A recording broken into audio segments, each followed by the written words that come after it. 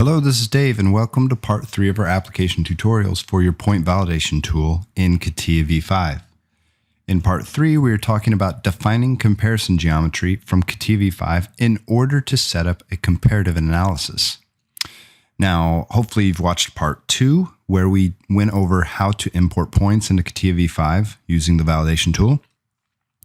If you have not, go back and review that, because I'm not going to spend very much time on those details for this tutorial. We're going to breeze through some of those in order to get into the comparative analysis. Okay, let's get started. So let's connect to CATIA. Let's click import.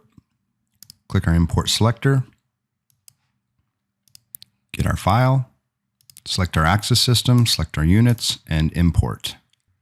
Okay, now that the points have imported, we can see that they have been colored and given certain symbol types, and a visualization window has opened up in order to allow us to edit our visualization of these points. However, in this situation, we're going to run our own comparative analysis. So we don't really care what the import has created. We're going to just click finish, and we're going to recolor these points and reanalyze these points using our own comparative analysis. So let's click finish. Okay, it's finished importing the points. Okay, what do you want to do at this point? Do you want to build a report? You could go to that step if you wanted to. If you wanted to just build an Excel report at this moment based on the embedded data that was in this import file to visualize this within CATIA, you could do that. However, in this situation, we want to define comparison geometry. So as soon as we click that, the validation tool is going to look through that geoset and find all of the points that can be used. And it says we found 370 points. However, I want to make a point here that if we click on this little X, this is the reset button on this selector box. It will release our selection of those points. And then we could go through here and say, you know what? I'm really not interested in a certain set of points. Let's just say, let's get rid of these OML profile ones here. Okay, so now we could click on this button again, and we could just go through and reselect it. Select points. It's going to look through it, try to find all the points that are usable. And so now we have less points. Pretty straightforward. I just wanted to show you that that's possible. Now, if we focus in on the middle of the screen here, we have some green arrows, some red arrows, and clearly you can't click on this button yet. Once these arrows are all green, you're good to go to click this if you feel like you've given enough information. So from the top, we have points selected. From the bottom, we have solids and surfaces. And I want to point out a few things. If it's possible, you should always select a solid. A solid can give more accurate information as far as whether a point is above or below the solid than a surface. However, there are times when you might import IGES surface information, and that's all that you have. Or maybe you've imported from a different CAD system, and all that you have is a geoset full of surfaces. If that's the case, I will have another video available that shows you how to join those surfaces together into one larger surface that can be used. But for this example, we have a solid, so we're going to click on our selector button. And I always recommend selecting from the spec tree. That's given us the green light. We're good to go there. If we don't like what we selected, we can always push the X and go do it again. Now you can see that we have satisfied all requirements at the moment to run the comparative analysis. We've got green arrows. However, I can tell you for a fact that if we run it at the moment, all of these holes, even the ones that are green, will come back out of tolerance. And that is because we have not told the software that this part has holes. And that is this option right here. So as soon as we click this button, we get our red arrows back. We're required to do a little bit more work.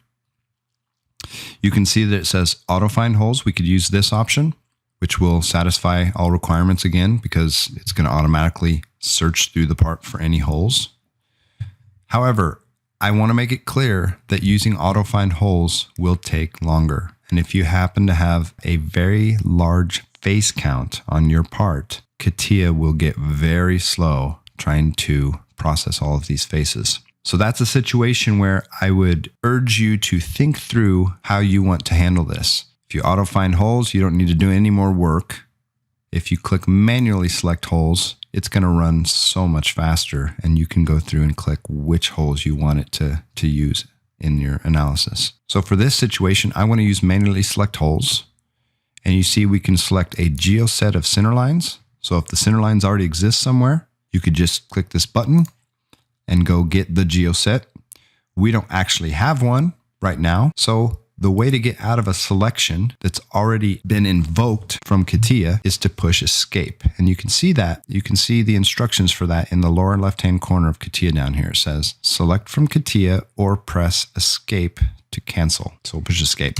So now for a solid, we want to use faces. If we had a bunch of individual surfaces, we could use this option right here. But in this situation, we're going to use faces, and we're going to click the selector button again. And now we're in a selection loop. So I can click a face, any face. Okay, I'm going to click this face. You can see that only faces are allowed. I can't even select points right now, right? So if I select this face, it's going to analyze it and say, well, that's not a cylinder. I can't make a center line on that. But we're still in the selection loop, even though I pushed OK right there. It's going to keep waiting for me to select another face. Okay, so I'm going to select this face, and it draws a center line. We're still in the loop. So I can select another face, another, and so on. Now, when I'm done, I have to push escape. There's no other way to get out of this other than pushing escape.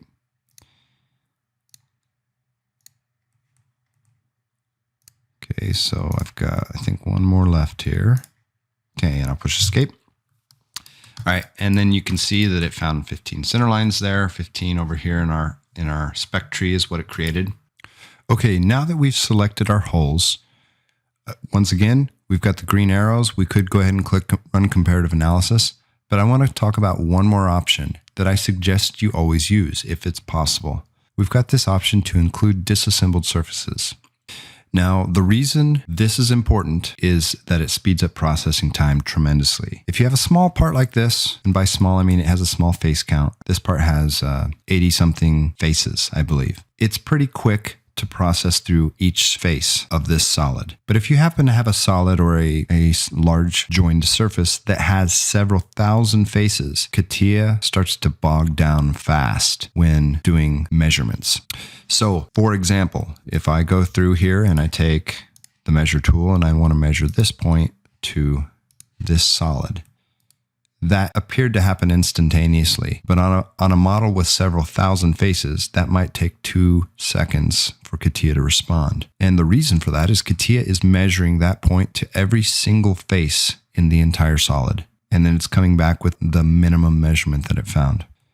If you include disassembled surfaces, our validation tool will run through an intelligent algorithm that can guess at which face will most likely be the closest. And this speeds up analysis time tremendously. On a small part like this, it's not necessary. However, I think it's good practice to always use disassembled surfaces. So we're going to use them in this situation. Let's click this button. It brings up a new selection box. This is a selection box looking for a geoset in CATIA.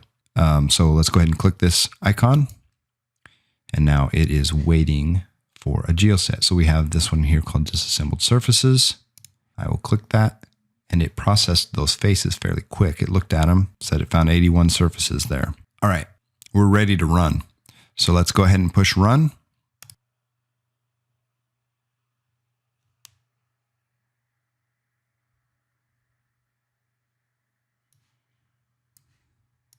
Okay, the analysis has completed.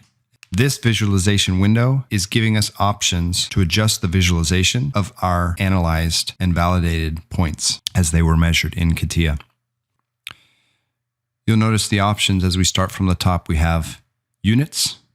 This simply shows us the units in which our tolerances are being analyzed. And this visualization of points is dynamic at this point. The measurements have been made, they've been preserved, and now we can adjust our tolerances up and down in order to see where our points are out of deviation.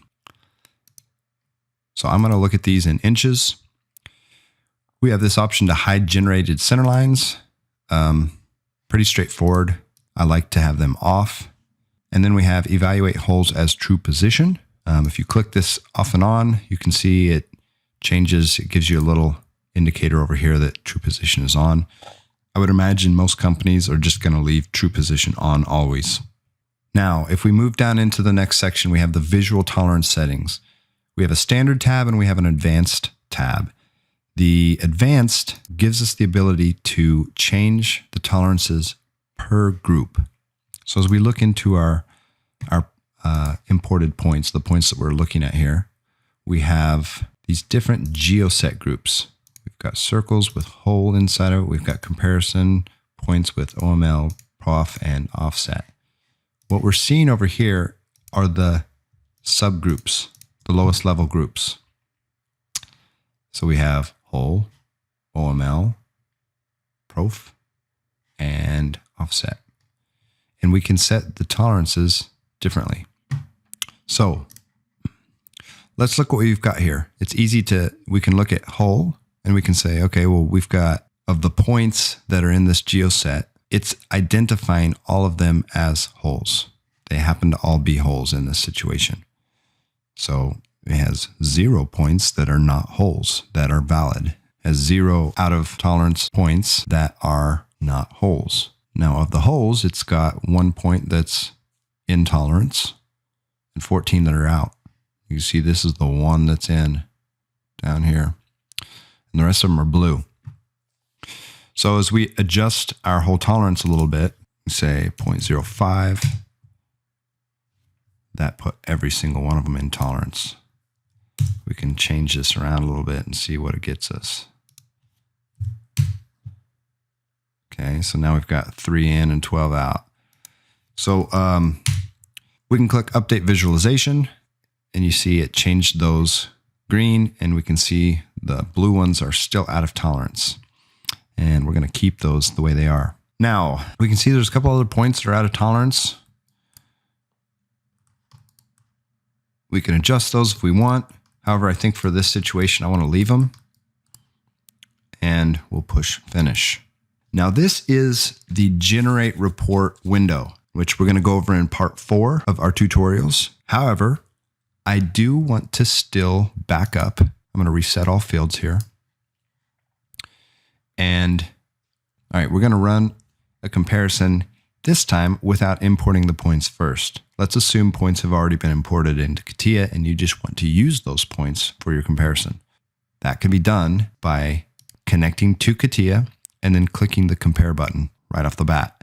Now we have nothing selected, and the only difference is this time we click on this button and go get our points.